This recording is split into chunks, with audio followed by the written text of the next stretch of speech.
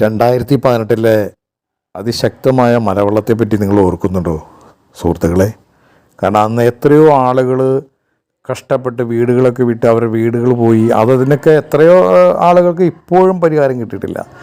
അതിൻ്റെ ഉത്തരവാദി മുഖ്യമന്ത്രി തന്നെയാണ്. അത് പറഞ്ഞു കഴിഞ്ഞാൽ ആർക്കും മനസ്സിലാവില്ല, പാർട്ടിക്കാർക്ക് മനസ്സിലാവില്ല. കാരണം വെച്ചിട്ടുണ്ടെങ്കിൽ ഒരു ഗവൺമെൻറ്റിൻ്റെ തലപ്പത്തിരിക്കുന്ന മുഖ്യമന്ത്രിക്ക് ഒരു വിഷമമുണ്ടെങ്കിൽ, എൻ്റെ ജനങ്ങൾ വെള്ളത്തിനടിയിലായി പോവും എന്നുള്ളൊരു വിഷമം ഉണ്ടായിരുന്നെങ്കിൽ അന്ന് ഈ മഴ പെയ്യുമ്പോൾ ഈ ഡാം സൈറ്റിലെ എൻജിനീയേഴ്സിനെല്ലാം വിളിച്ച് പ്രത്യേകം മീറ്റിംഗ് വിളിച്ച് എന്താ ചെയ്യേണ്ടത്, നമ്മുടെ നാട്ടിൽ ഇവിടെ 42 നദികളുണ്ട്, നമുക്ക് എന്താ ചെയ്യേണ്ടതെന്നുള്ള ആ ഒരു വലിയൊരു ആദി അദ്ദേഹത്തിനുണ്ടാവുമായിരുന്നു. പക്ഷേ അദ്ദേഹം അതുപോലും നോക്കാതെ അർദ്ധരാത്രി ഈ ജനങ്ങളുടെ ഇടയിലേക്ക് വെള്ളം തുറന്നു വിട്ടു.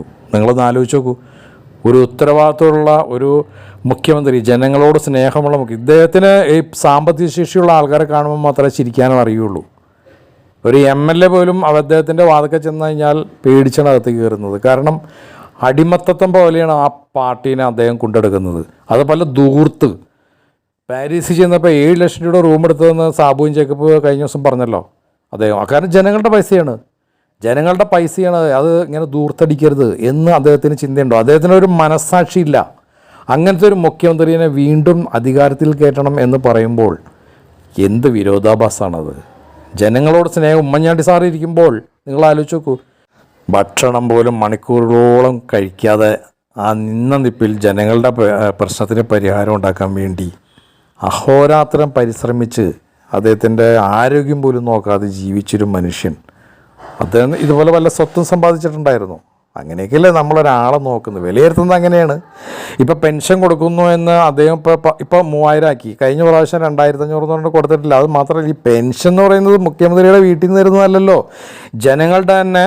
ഇപ്പം കടമെടുത്തിട്ടുണ്ട്. ഇത് ജനങ്ങളുടെ പൈസ തന്നെ നികുതി മേടിച്ചിട്ട് അതിൽ നിന്ന് വീതം വെച്ച് കൊടുക്കുന്നതല്ലേ ഈ പറയുന്നത്. ഇത് ഇപ്പം പെൻഷൻ കൂടുമ്പോൾ എന്ന് പറയുമ്പോൾ ഇവിടെ സാധനങ്ങൾക്ക് അതിൽ രൂക്ഷമായ വിലയല്ലേ, അത് ചിന്തിക്കണ്ടേ? ഇതൊക്കെ ഒരു തട്ടിപ്പാണ് ഇതൊക്കെ. അപ്പോൾ അതിലൊന്നും ഒരു കാര്യമൊന്നുമില്ല. ഇപ്പോൾ ഈ UDF വരുമ്പോൾ 25 ലക്ഷം രൂപയുടെ ഇൻഷുറൻസ് തരാം എന്ന് പറയുന്നു. അത് ഇൻഷുറൻസ് നല്ല കാര്യം തന്നെയാണ്. കാരണം വെച്ചിട്ടുണ്ടെങ്കിൽ ഇപ്പോൾ ഹോസ്പിറ്റലിലെ ചിലവ് അതിഭീമമാണ്. അതൊരു ഉമ്മൻചാണ്ടി സാറിൻ്റെ ഒരു സ്വപ്നമായിരുന്നു. അത് നടത്തുകയാണെങ്കിൽ വളരെ അനുഗ്രഹമായിരിക്കും ജനങ്ങൾക്ക്. നവകേരള സദസ്സ് മുതൽ അയ്യപ്പ സംഗമം മുതൽ ഇവിടെ മോഹൻലാലിനെ കൊണ്ടുവന്ന് അഭിമുഖം നടത്തിയ കാര്യം മുതൽ അതിഭീമമായ ധൂർത്ത